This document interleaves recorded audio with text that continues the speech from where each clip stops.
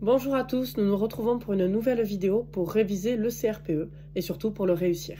Donc nous allons nous intéresser aujourd'hui à l'EPS et donc à l'oral d'EPS et de motivation ainsi que de mise en situation professionnelle. Donc le deuxième oral du CRPE qui est coefficient 2.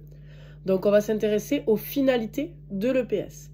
Donc l'EPS, la pratique d'activité donc physique, joue un rôle essentiel dans le développement de l'enfant. C'est primordial pour que celui-ci se développe au mieux et développe au mieux ses capacités à la fois cognitives mais ses capacités physiques également. L'EPS vise la réussite de tous les élèves. C'est un objectif majeur. Il y a plusieurs finalités en EPS et ça c'est important d'en parler lorsque vous présentez votre séance. C'est important en introduction de parler de l'EPS, de l'importance de l'EPS et des finalités que l'EPS a en fonction bien sûr aussi de la séance que vous allez proposer derrière. C'est intéressant de le mettre en introduction. C'est possible d'ailleurs de se préparer par avance, des introductions un petit peu type, peut-être associées au sport qui seront dans votre académie. Donc vous le savez à l'avance, les APSA, les activités physiques sportives et adaptées. Donc c'est important de se préparer une petite introduction. Donc souvent on peut parler de cette pratique d'activité physique qui joue un rôle essentiel dans le développement de l'enfant, que l'EPS favorise la réussite de tous les élèves et que c'est primordial pour bien sûr la santé, mais pour pas mal de choses aussi. Donc les finalités de l'EPS sont déjà donc l'EPS est un enseignement obligatoire qui développe les compétences motrices, cognitives et socio-affectives. Il n'y a pas d'enseignement efficace sans équilibre entre l'activité physique et l'activité intellectuelle. Et ça sera toujours prouvé. Si vous faites que de l'activité intellectuelle sans jamais de dépenses physiques, vous serez moins performant que si vous couplez avec de l'activité physique. Bien sûr, on a aussi un besoin important chez les élèves de bouger très régulièrement. C'est pour ça qu'on pratique régulièrement de l'EPS à l'école. Donc c'est très important de le prendre en compte que les enfants ont besoin de bouger, ils ne peuvent pas rester immobiles toute la journée. Donc ils ont vraiment ce besoin de bouger, de se dépenser. Ensuite, l'EPS est un enseignement obligatoire aussi puisqu'il vise à apporter un accès à cette culture physique, sportive ou artistique pour affiner la connaissance de soi et des autres disciplines également, du monde, des autres, des sportifs. Donc ça c'est important, ça fait partie du parcours d'éducation à la santé. Donc c'est très important de le préciser aussi lors de votre séance que l'EPS permet d'acquérir cette culture physique, sportive ou artistique. Une autre finalité de l'EPS, c'est que c'est un appui pour d'autres situations d'apprentissage. Par exemple, ça permet de mieux comprendre d'autres disciplines, comme par exemple d'améliorer le geste graphique en manipulant différents objets, différents engins lors de lancer éventuellement, lors de déplacements. Ça permet de travailler la motricité aussi, notamment chez les plus petits. Mais ça marche également chez les grands. On a également une autre finalité qui est le développement des compétences motrices. Bien sûr, on a des différences selon l'âge et le développement de l'enfant. Le fait de développer les compétences motrices, ça a ensuite un impact sur les compétences motrices qui sont utilisées au sein même de la classe. Donc ça, c'est très important. Une autre finalité de l'EPS, c'est l'éducation à la santé et à la sécurité, le plaisir de la pratique, la confrontation à l'effort, être capable de se surpasser, et des réflexes aussi en situation d'urgence. Que faire s'il m'arrive ce moment-là, avoir un réflexe pour éviter de tomber, se rattraper. Donc ça, c'est intéressant aussi d'avoir cette éducation à la santé et à la sécurité. Et enfin, la dernière finalité de l'EPS, c'est l'éducation à la responsabilité et à l'autonomie. Par l'EPS, on vise à rendre les élèves autonomes, responsables, et à les rendre les plus actifs par rapport justement à leur pratique. Donc on forme des citoyens qu'on appelle lucides, avec le respect des règles, le respect de soi, le respect des autres, plus le fait de persévérer, de s'entraider, de coopérer. Et la mixité également qui est très présente dans cette finalité-là de l'EPS et qui permet donc d'éduquer à tout ça. L'organisation de l'EPS à l'école, donc dans une année scolaire, on a 108 heures d'EPS par an, ce qui équivaut à 3 heures d'EPS par semaine, notamment pour les cycles 2 et 3. Ça, c'est pour les cycles 2 et 3. Pour les cycles 1, les maternelles, on est sur une pratique motrice de 30 à 45 minutes tous les jours. Donc ça, c'est important que ce soit répété, et qu'eux, aient une pratique qui soit tous les jours, une pratique motrice de 30 à 45 minutes. Il faut au moins 30 minutes. Si on peut aller jusqu'à 45, ce n'est que mieux. Les compétences qui sont développées en maternelle. Donc, on a différents domaines. Mais par exemple, dans le domaine agir, s'exprimer et comprendre à travers l'activité physique, donc ça c'est le domaine du sport, dans lequel se place l'EPS, du moins pour la maternelle, il est décliné en 4 objectifs. Le premier, c'est agir dans l'espace, dans la durée et sur les objets. Donc ça, c'est le premier objectif. Le deuxième, c'est adapter ses équilibres et ses déplacements à des environnements et des contraintes variées. Le troisième, c'est communiquer avec les autres au travers d'actions à visée expressive ou artistique. Et enfin, le quatrième objectif, c'est collaborer, coopérer et s'opposer. Donc ces 4 objectifs, c'est important de les préciser aussi lorsque vous présentez une séance. Donc par exemple, si moi, ma séance, lors de un oral d'EPS, lors du concours, j'étais tombée sur justement des jeux collectifs, pré-collectifs, avec les maternelles.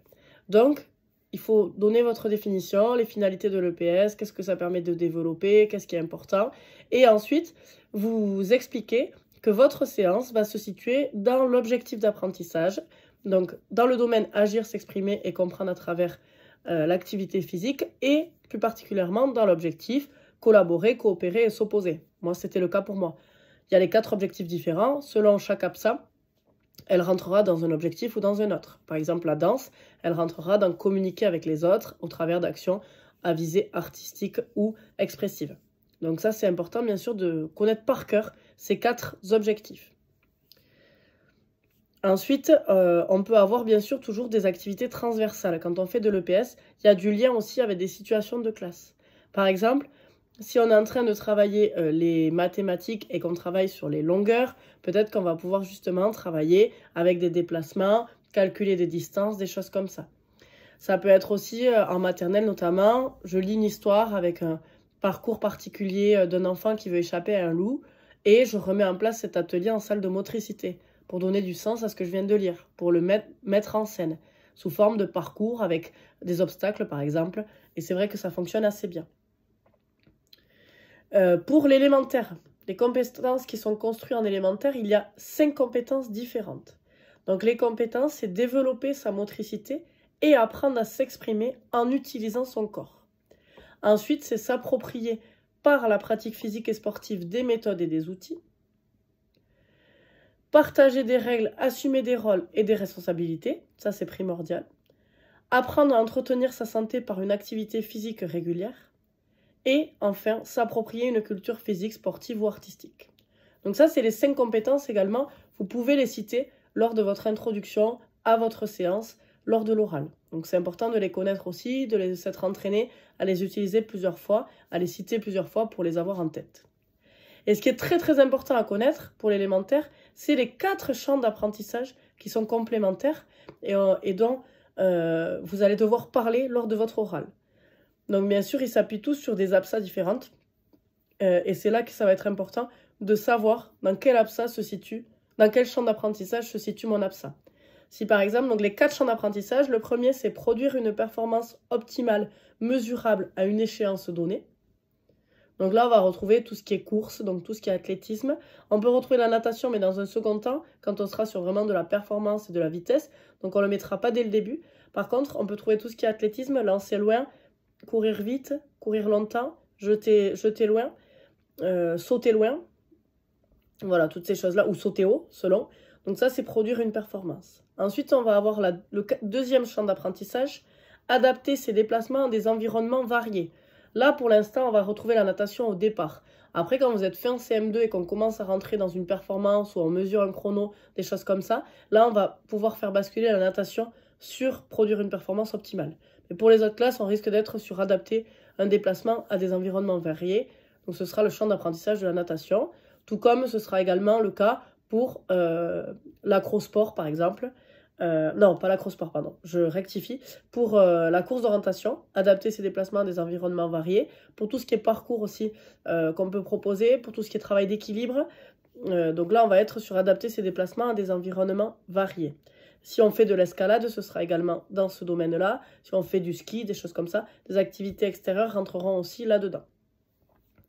Ensuite, on a un troisième champ d'apprentissage, s'exprimer devant les autres par une prestation artistique et ou acrobatique. Donc c'est là qu'on va retrouver tout ce qui est danse, à la fois de création. On va retrouver aussi l'acrosport, du coup on va le retrouver dans ce troisième champ d'apprentissage. On va retrouver également tout ce qui est éventuellement gymnastique avec voilà, une expression artistique, acrobatique. On va retrouver les arts du cirque aussi, qui sont assez importants. On va retrouver les danses collectives, rondes également, qu'on peut retrouver dans ce champ d'apprentissage-là. Et enfin, le quatrième champ d'apprentissage, c'est conduire et maîtriser un affrontement collectif ou individuel. Donc là, on va retrouver tous les jeux pré-collectifs, on va retrouver tous les jeux et sports collectifs, comme le basket, le foot, le volley, le rugby, par exemple. Et on va trouver aussi les jeux traditionnels, poule, vipère, renard, tous ces jeux traditionnels qui consistent à s'opposer. On va également retrouver tout ce qui est déménageur, par exemple. Et on va avoir aussi les sports de combat. Les sports de combat ou de raquettes qui permettent d'avoir un affrontement. Tennis, ça rentre dans ce champ d'apprentissage-là également, pelote, voilà, tous ces sports d'affrontement, pardon. Voilà par rapport à ça. Dernière information à ce sujet, donc ces 4 champs d'apprentissage, il faut les connaître par cœur, il faut savoir quel APSA se situe dans quel champ d'apprentissage, et il faut le dire en introduction de votre séance. Il ne faut surtout pas l'oublier, parce que vous perdrez des points là-dessus sinon, et ce n'est pas le but pour vous. Une petite précision, juste, le cycle de natation, c'est 12 à 15 séances, donc ça dépasse un petit peu ce qu'on a vu dans les autres vidéos, donc de 8 à 12 séances. Ça dépasse un petit peu, puisqu'effectivement, là, c'est plus long. En général, c'est sur 2 périodes, parce que ça demande vraiment beaucoup de séances pour vraiment bien progresser aussi. Donc souvent, on est sur des cycles plus longs que sur les autres APSA. Voilà, par rapport à ça, c'est une petite précision que je voulais vous rajouter. Merci d'avoir écouté cette vidéo. J'espère que ça vous a bien éclairé sur les finalités de l'EPS, sur les objectifs d'apprentissage et sur les champs d'apprentissage. Voilà, n'oubliez pas de vous entraîner à faire des introductions à ce sujet-là, c'est très très important. Si vous avez des questions, on les pose en commentaire. N'hésitez pas à vous abonner pour plus de contenu. On travaille l'oral assez souvent. Là, les vidéos arrivent sur l'oral de PS et très rapidement, je vous fais des vidéos sur l'oral de leçon également. Je vous souhaite une bonne journée. Au revoir.